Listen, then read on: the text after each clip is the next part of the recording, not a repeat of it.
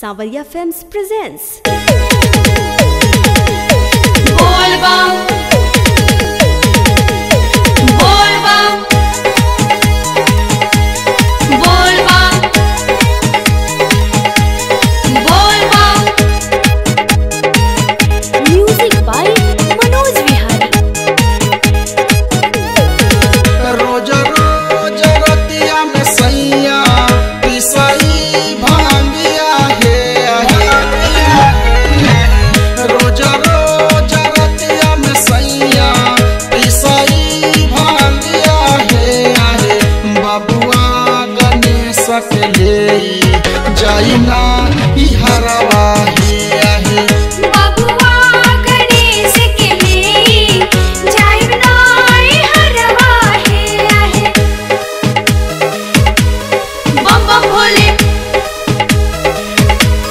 जय शिव भोले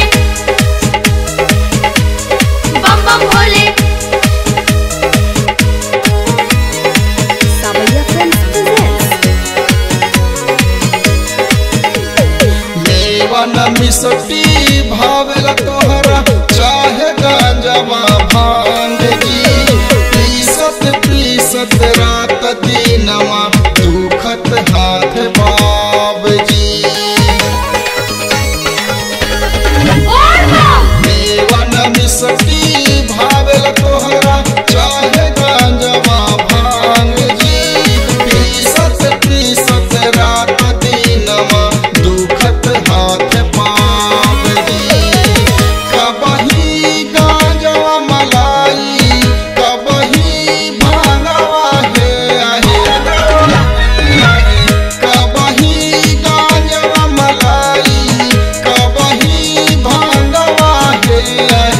बबुआ गणेश के ले जाना ई हरवा है बबुआ गणेश के ले जाई ना ई हरवा है बोल बम बोल बम।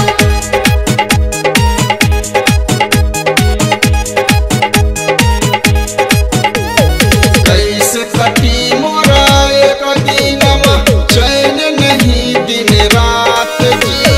राहब नहीं तोहर संगवा मैं के जाइब आज जी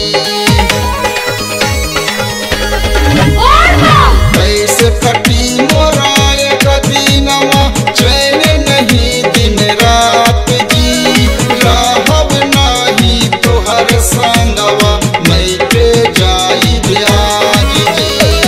रहिया अकेले तू ही जंगला पहाड़वा है रहिया अकेले तू ही जंगला पहाड़वा है बबुआ गणेश के ले जाई ना बिहरवा है बबुआ गणेश के ले जाई ना ई हरवा है बम बम भोले जय शिव भोले बम बम भोले जय शिव भोले।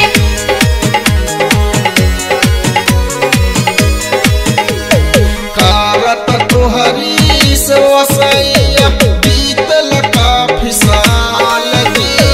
तोहरा से ही तंग भइल बा नाही करब बर्दास जी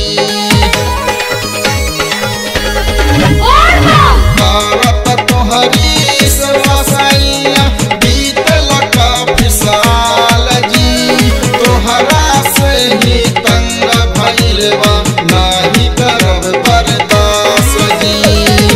गवताटे ही भजनिया विजय पास बनवा है गवताटे ही भजनिया विजय पास बनवा है बबुआ गणेश के ले जाना ई हरवा है बबुआ गणेश के ले जाई ना ई हरवा है